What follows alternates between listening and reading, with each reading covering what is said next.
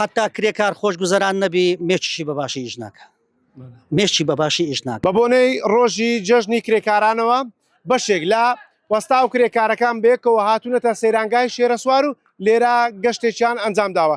هەرچەندە دوێنێ یەکی پێنج ڕۆژی جیهانی کرێکاران یاخود جەژنی کرێکاران بوو، بەڵام ئەمڕۆ بەشێک لە وەستایان و کرێکاران لە شارێ لێر گەشت و سەیرانێکیان بێکەوە ئەنجام داوە، ڕۆژەکەشیان بۆ خۆیان کردوتە پشوجا. دەمەوێت قسە لەگەڵ خۆیان بکەم.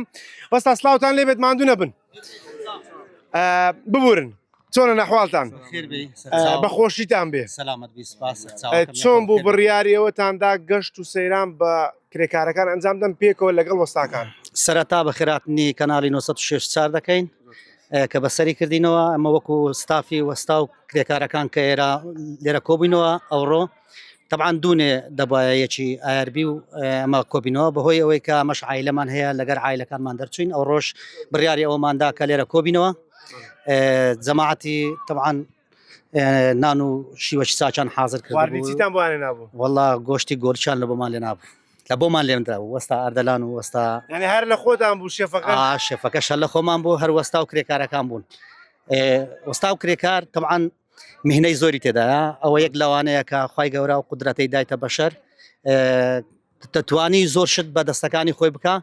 لار لەبەر ئەوەش ئێمە کە کۆ دەبینەوە کە وەکو ستاف ئامانجتان چێ لە ڕێخستنی ئەم سەیران گەشت؟ طبعاً ئامانجمان ئەوەیە یەکەم شت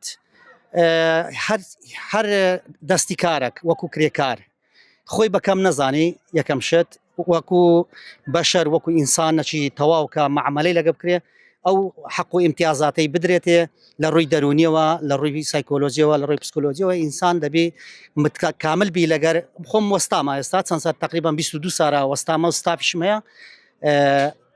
یعنی تعاملێکی وا لەگەر بەرامبەرەکەم دەکەم لەگەر ئەو کەسانی کە لەگەرم کار دەکەن وەکو ئەوەی کە یەکێک لە ئەندامەکانی خێزانم بی. یعنی هیچ فەرق و جیاوازی شێوە ناکەم. تەنها فکر و هۆشی من ئەوەیە کە پێی بگەێنم ئینسانێکی تەندروست و باش و ڕێکوپێک لە ڕووی کار لە ڕووی ئیش کە ئەو سنعاتی خۆم هەیتم پێشکەشی ویکەم هەتاویش بتوانێ لە پاشە ڕۆژ ئەو وەکو ویراست ئەو دەستیکارە پێ بە پێ بگوازێتەوە. باسی ئەوەت کرد وەکو خاوەنکارێک تا چەند خۆشگوزەرانی کاریگەری هەیە لەسەر بەرهەمی دەستی کرێکارەکانمان؟ طبعاً ئێستاما لە ڕووی کوردستان مەسەلەن ئاوەدانی کوردستان هەمووی لەسەر دەستی کرێکاری ناوخۆ زۆربەی ئەنجام دەدرێ.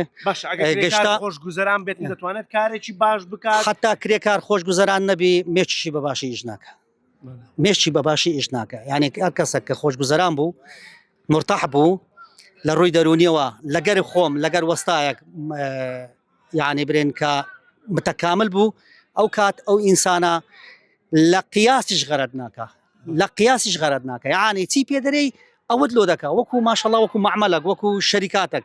بەڵام تو کە ڕووی نەفسیەوە لە ڕووی دەرونیەوە تێکی دەی و تومبی و زەختی لێ بکەی تەمانە ئینسانە زیاتر تووشی دڕخان و تووشی غەڵەت دەبی. باشم جیا لە گەشت و سەیران چ پلانێکتانەیە بۆی کرێکارەکان دەورونیان ئارام بێت و خۆشگوزەران بن؟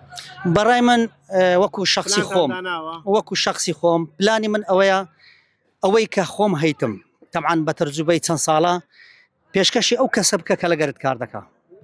ئەوە کرێکارەکە ئاسوودە دەکات، زۆر ئاسوودە دەکا، باوەڕی بەخۆی دەبی، توانای بەقوت دەبی، دەتوانی ڕۆژێک لە ڕۆژان ستافەک جیاواز کاتەوە و ئیش و کاری خۆی بکاتن. ئەو کات دەبێتە یەکێک لەمە مەسەن کوێمەوە سەروەستاینە و ستافەک بەڕێوە دەبین ئەویش لەو ڕۆوە خۆی بەڕێوە دەبە.